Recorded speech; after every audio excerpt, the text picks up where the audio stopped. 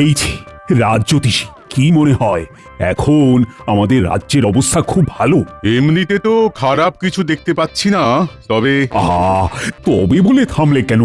এই যে কথা বলতে গিয়ে অর্ধেক কথা খেয়ে নাও, এটা কিন্তু একদম ভালো নয়। তবেটা কি? তবেটা হলো একটা ঝড় কিছুদিনের জন্য এই কৃষ্ণনগরে আছড়ে পড়তে চলেছে। ওই ঝড় কেটে গেলে আবার ঝকঝকে আকাশ দেখা যাবে। আগে বলো ঝড়ের গতি প্রকৃতি। আচ্ছা, মন্ত্রী এখনো আসেনি কেন? মন্ত্রী কোথায়?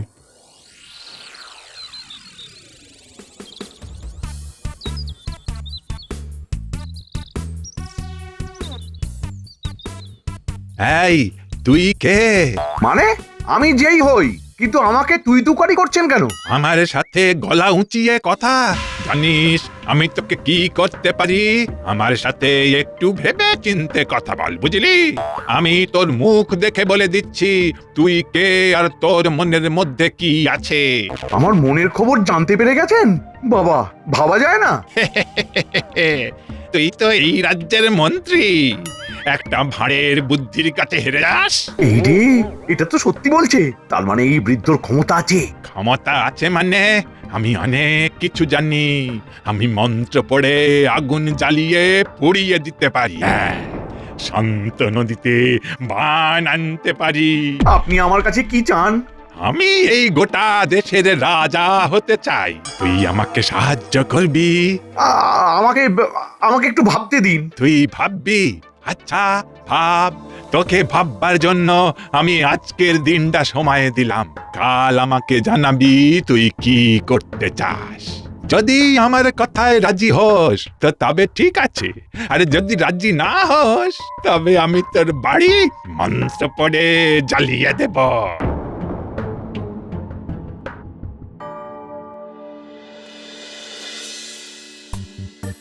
গোপাল, মন্ত্রী এখন কোথায় থাকতে পারে বলো তো? সেটা আমি কেমন করে বলি বলুন তো?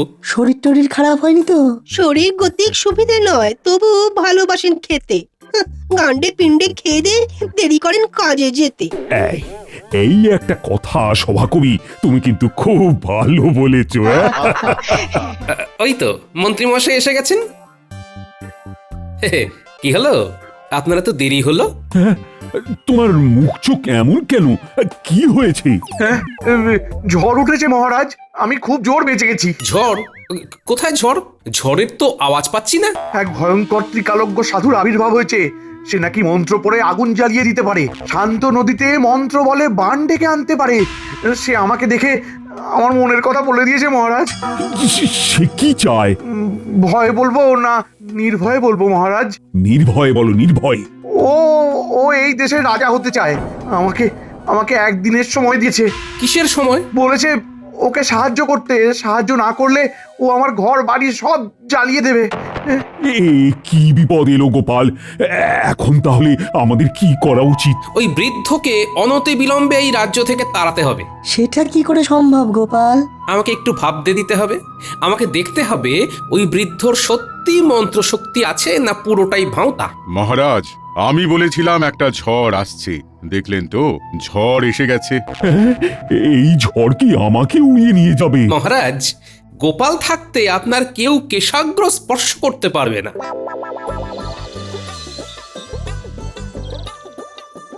ও ভোলা কাকা, আমাকে 4টে রসবড়া দাও না। দিচ্ছি রে মা, একটু দাঁড়া। এই দোকানি দোকানি, আমাকে এক্ষুনি এই 10টা রসগোল্লা দে তো। ওরকম ভাবে তাড়াতাড়ি করলে হবে না, হ্যাঁ একটু সময় দিতে হবে। কি? একটা বুড়ো মানুষকে অপমান! জানিস আমি তোকে কি করতে পারি? দেখছো না এখানে ওই কচি বাচ্চারা দাঁড়িয়ে আছে, আগে ওদের দেবো তারপর তোমাকে দেবো। নিতে হলে দাঁড়াও, নইলে যাও ভাগো। যেন একেবারে ঘোড়ায় জিন পড়িয়ে এসেছে। তবে রে, আমার মতো জ্ঞানী পুরুষকে অপমান! নে, তোর দোকানকে আমি পুড়িয়ে দিলাম। যা যা, দোকান তুই পুড়ে যা।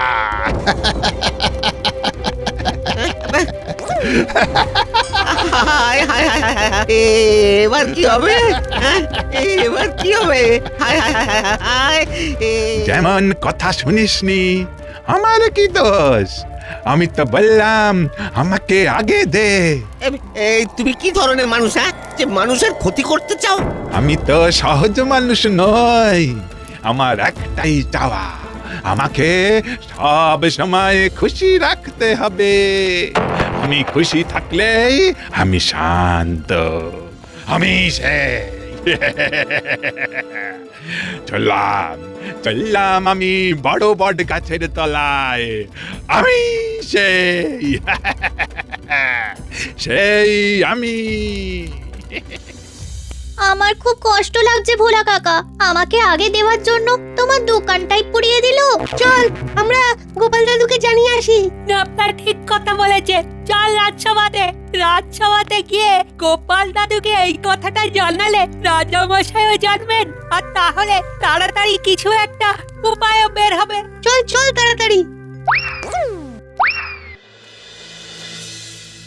রাজা হতে চায়, তার আছে মন্ত্রশক্তি। মন্ত্রশক্তির গুণে আগুন জ্বালাবে, শান্ত নদীতে বান আসবে। ও বাবা, আমি ভাবতে পারছি না গোপাল। আচ্ছা, ও আমাদের ভয় দেখাচ্ছে না তো? হতে পারে আমাদের দেখাচ্ছে ভয়। ভয় কি আমাদের করতেই হবে জয়। কিভাবে? কিভাবে? মন্ত্রী কি সভাকবি যে সভাকবিকে জিজ্ঞেস করছো? নিজের বুদ্ধি নেই? নিজের বুদ্ধিটাকে কোথায় বন্ধক দিয়েছো শুনি? এই জন্য মহারাজের জন্য কিছু করতে নেই। আমি ভেবে নিয়েছি আমি ওই বৃদ্ধকেই সমর্থন করব। হ্যাঁ। কি মন্ত্রী, মগজে কিছু এলো? আগে না, আমি ভাবছি। মহারাজ, আমাদের প্রথম কাজ হলো বৃদ্ধর ক্ষমতা সম্পর্কে জানা। এক্ষুনি যদি কোনোভাবে জানতে পারতাম যে ওই বৃদ্ধের সত্যি ক্ষমতা আছে, তাহলে অন্যরকম ভাবা যেত। মহারাজ, এই বাচ্চাগুলো আপনাকে কিছু বলতে চায়। হ্যাঁ রে, বল বল বল, তোরা কি বলতে চাস? মহারাজ, একটা বুড়ো ভোলা কাকার মিষ্টির দোকান মন্ত্র পড়ে পুড়িয়ে দিয়েছে। তার মানে এও কি সম্ভব? হ্যাঁ বিজ্ঞানী দাদু, আমরা নিজের চোখে দেখেছি। ওই বুড়োটা বলো, হো ফা যা, দোকান পুড়ে যা। ব্যাস, সাথে সাথে পুড়ে গেল। কেন দোকানটাকে পুড়িয়ে দিল? ভোলা কি কিছু বলেছিল? না গো গোপাল দাদু, ফুটি একটা জিনিস চেয়েছিল। ঠিক তখনই ওই বুড়োটা এসে ভোলা কাকুর কাছে রসগোল্লা চায়। তখন ভোলা কাকা বলে আগে আমাকে দেবে, তারপর ওনাকে দেবে। সেই শুনে বুড়োটা খুব রেগে যায়। তখন ওই মন্ত্রটা বলে আর দোকানে আগুন লেগে যায়। গোপাল, এসব শুনে তো আমার হাত পা ঠান্ডা হয়ে যাচ্ছে। মহারাজ, ভোলা ময়রার দোকানটা আবার গড়ে দিতে হবে। কি করে এই বৃদ্ধকে কৃষ্ণনগর থেকে তাড়ানো যায় সেটা ভাবছি। মহারাজ, একটা বুদ্ধি মাথায় এসেছে। কি বুদ্ধি গোপাল?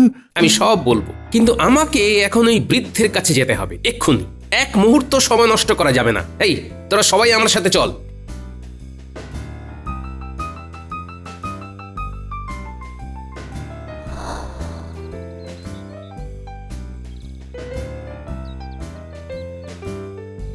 কই গো গিন্নি, তাড়াতাড়ি এসো। কি গো, কি হলো? এত হাঁকডাক করছো কেন? এক্ষুনি আমাকে একটা থালায় চাল, আলু, ফল সাজিয়ে দাও। এগুলো নিয়ে কোথায় যাবে শুনে? একজন খুব বড় বাবা এসেছেন, তার কাছে যাব। তুমি তো এসবে বিশ্বাস করতে না গো। আরে বাবা, করছি কি আর সাধে, দায়ে পড়ে করতে হচ্ছে। দাও দাও দাও। কি হয়েছে সেটা তো বলো। আরে গল্প করার অনেক সময় পাবো, এখন আমাকে যেতে দাও। নইলে আর কোথায় কি করে দেবে, কার ঘরে আগুন লাগিয়ে দেবে, কিচ্ছু বুঝতে পারছি না। ওরে বাবা, এই রকম মানুষের কাছে তোমাকে পাঠাবো, তুমি ভাবলে কি করে? ওরে বাবা, আমার কিছু হবে না গিন্নি, বরং আমার উপর উনি খুব খুশি হবেন। আমি তো ওনাকে শান্ত করতেই যাচ্ছি। শোন, তোরা কি দেখেছিস সব ভালো করে তোদের দিদিমাকে বল, আমি ততক্ষণে কাজটা করে আসি। ঠিক আছে। ঠিক আছে, তুমি একটু দাঁড়াও, আমি নতুন থালায় চাল, ডাল, আনাজ, ফল, মিষ্টি সাজিয়ে নিয়ে আনছি। হ্যাঁ।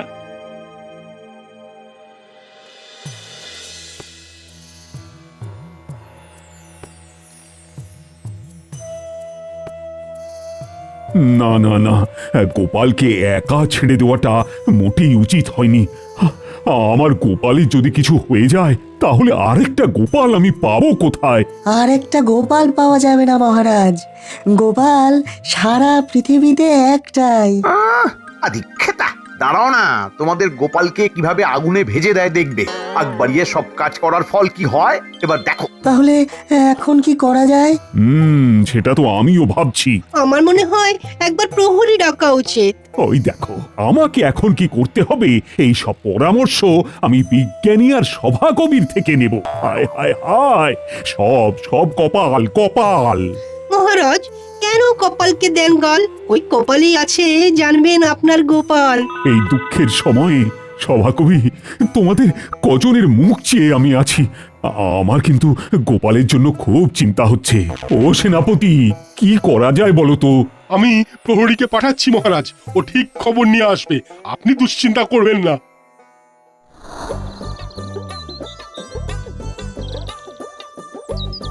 এবার তোমার হচ্ছে, তোমার দর্পচূন্য করছি আমি।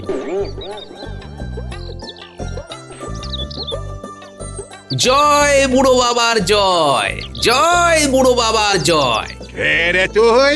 আমি গোপাল, মহারাজ কৃষ্ণচন্দ্র রায়ের সভাসদ। তো তো আর দুদিন ওই রাজার রাজত্ব থাকবে, তারপর তারপর তারপর কি হবে বাবা? তারপর ওই সিংহাসনটা আমার হবে। তোদের ওই রাজার আমার মতো কি জ্ঞান আছে? না না না না না না না, একদম নেই। কোথায় আপনি আর কোথায় আমাদের মহারাজ, তুলনাতেই আসে না। তবে একজন আছে খুব জ্ঞানী, বুঝলেন বাবা। তার কি দর্প, কি অহংকার! সে বলে তাকে তর্কে কেউ হারাতে পারবে না। কে কে সেই আহাম্মক? চল চল, আমাকে নিয়ে চল।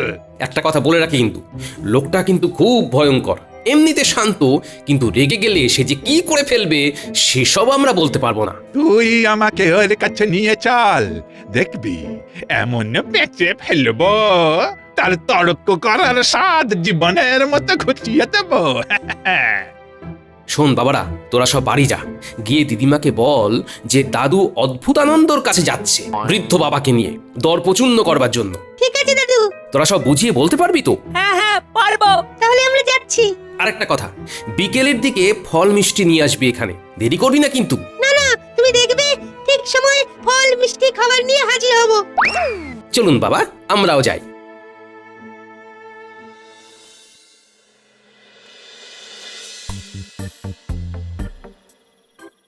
এই, আরে কত দূরে যাব? আমরা ওই বনের দিকে যাব বাবা।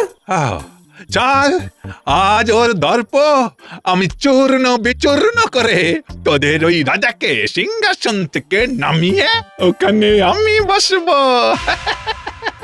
তোমার দর্প আমি চূর্ণ করবই। বাহ, তা বাবা আমাকে সভাসদটা রাখবেন তো? রাখবো রাখবো, এখন আমাকে ওখানে নিয়ে চল আগে। চলুন।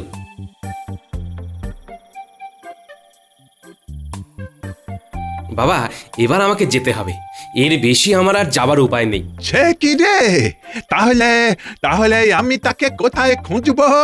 বনের মধ্যে এক জায়গায় পঞ্চবটী বৃক্ষ আছে, ওইখানে ওই সব জানতা লোকটা থাকে, আপনি এগিয়ে যান। ঠিক আছে ঠিক আছে, তাহলে আমি গিয়ে তোদের ওই সব জনতাকে পরাস্ত করেই ফিরে আসছি। হ্যাঁ, তুই ওই বট গাছের তলায় অপেক্ষা করবি কেমন?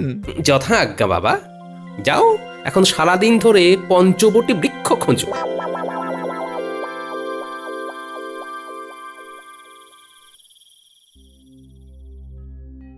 প্রহরী, তো তুমি দেখতে পেলে না? কি গো বিজ্ঞানী, গোপাল এখন কোথায় যেতে পারে? এ তো খুব চিন্তার বিষয়। চিন্তার কিছু নেই, গোপাল যখন দায়িত্ব নিয়েছে তখন নিশ্চয়ই কিছু একটা ভেবেছে। জানি না গোপাল এখন ওই বৃদ্ধ লোকটাকে নিয়ে কি করছে। এখানে তো কোনো পঞ্চবটী গাছ দেখছি না। যাই, আর একটু এগিয়ে যাই, নিশ্চয়ই ভেতরে থাকবে। হ্যাঁ, আমি সেই আমি। না না, আর সত্যি চাপ নিতে পারছি না। আমার কাছে কেউ খবর আনতে পারলো না। কি করা যায়? আমাদের কি একবার যাওয়া দরকার? ঠিক ঠিক, আমার মুখের কথাটা একেবারে কেড়ে নিয়েছো। তাহলে চলো আমরা এখন গোপালের খোঁজে যাই। চলুন।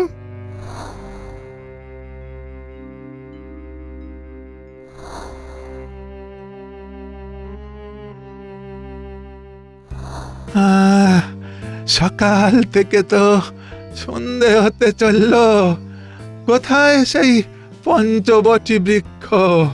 এদিকে পেটে তো লক্ষ লক্ষ ইঁদুর দৌড়চ্ছে। গোপাল কিছু খাবার নিয়ে এসেছিল, কিন্তু ওগুলো তো ওখানে রেখেই চলে এলাম। এখানে এখানে একটু বসি, আর পারছি না। ফিরে যাব? না না না না, ফিরে যাব না, ফিরে যাব না।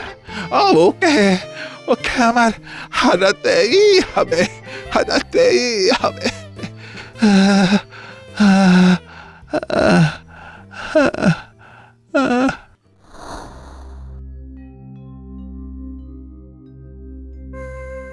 ও গোপাল, তুমি এখানে দাঁড়িয়ে, কিন্তু সেই রাগী বৃদ্ধ কোথায়? ওরে বাবা, আপনারা সবাই এখানে?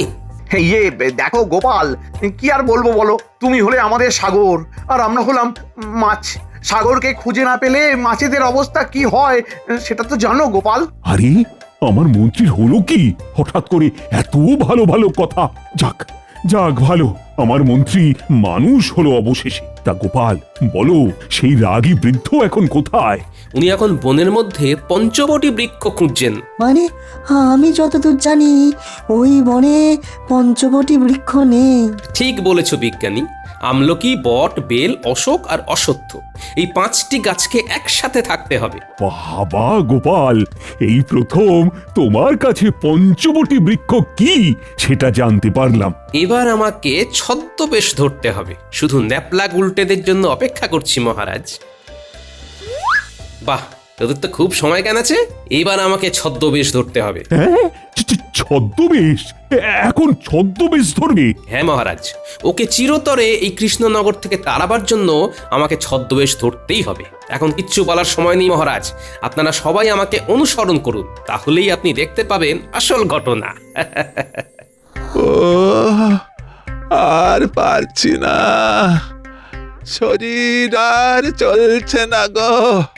এতটা দূর চলে এলাম, কোথাও তো পঞ্চবটী বৃক্ষ দেখতে পেলাম না। ওই তো একজন কে যেন আসছে দেখছি, ওর কাছে কি একটু খাবার জল পাবো? আরে, বৃদ্ধ বাবা তো দেখছি ক্লান্ত হয়ে গেছে। আমি যা ছদ্মবেশ ধরেছি তাতে আমাকে চিনতে পারবে না, শুধু গলাটাকে একটু পরিবর্তন করতে হবে। ও মশাই, মশাই, আমাকে একটু খাওয়ার জল দেবেন? আপনি কে বৃদ্ধ? কি বলি, ভাবি রাজা বললে তো পুরো বিষয়টাই আবার ঘেঁটে যাবে। আমি একজন পথিক, মানে একজন সাধারণ পথিক। আপনার আপনার পোশাক, আপনার চেহারা বলছে আপনি একজন সন্ন্যাসী, কিন্তু মুখে সন্ন্যাসী সুলভ স্নিগ্ধতাটা নেই। সন্ন্যাসী তো পথিক নয়, পথিক কেবল দুজন, একজন সূর্য আর একজন চন্দ্র। এরা কখনো থামতে জানে না, সর্বদা চলাই তার ধর্ম। ওরে বাবা, এ তো দেখছি অল্প বিস্তর জ্ঞান আছে।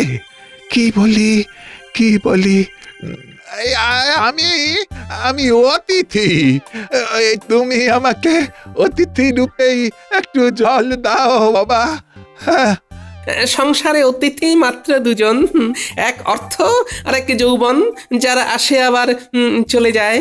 ওরে বাবা, এ তো খুব জ্ঞানী একজন লোক দেখছি। আচ্ছা, এই নিয়ে আবার তিনি নন্ত? না না না না না, এইরকম চেহারা নিয়ে না না না, একজন সাধারণ মানুষই হবেন। এদিকে এদিকে তো পেটে আগুন জ্বলছে, তেষ্টায় ছাতি ফেটে যাচ্ছে।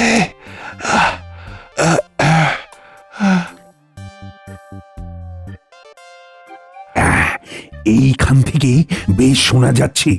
গোপালের যুক্তিগুলো শুনছো সবাই? সত্যি, যত দিন যাচ্ছে গোপালকে আরো নতুন ভাবে আবিষ্কার করছি। আমাদের এই গোপাল আচ্ছা আচ্ছা, না হয় একজন সহ্যশীল মানুষ হিসেবেই আমাকে একটু জল দাও বাবা। এই পৃথিবীতে সহ্যশীল হলো দুজন, একজন ধরিত্রী আর একজন হলো বৃক্ষ। আমরা এই ধরিত্রীর উপর কত অত্যাচার করি, কিন্তু ধরিত্রী আমাদের সব অত্যাচার হাসি মুখে সহ্য করে। আর বৃক্ষ সেও তাই, তাকে যতই আঘাত দিন না কেন ছায়া এবং মিষ্ট ফল ঠিক দেবে।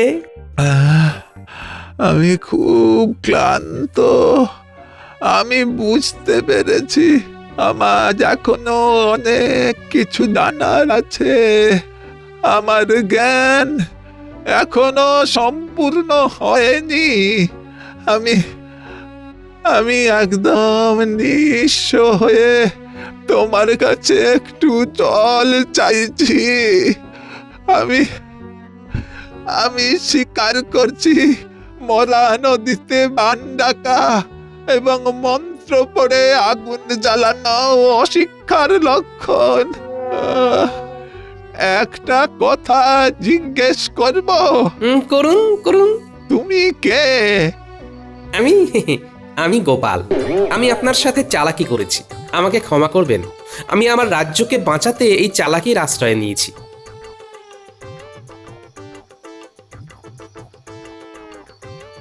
এই নিন বাবা, ফল আর ঠান্ডা জল।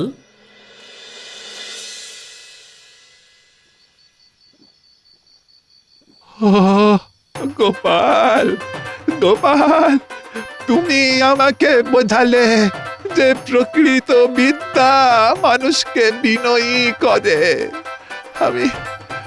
আমি এই রাজ্য ছেড়ে চলে যাব বাবা।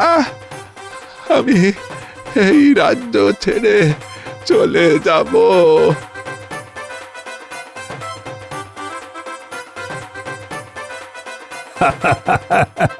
পুরো ঘটনাটা দেখে গোপালকে আমি প্রশংসা না করে পারছি না। আমার সাথে সবাই বলুন, জয় গোপালের জয়। গোপাল সাথে থাকলে পরে হবেই হবে জয়।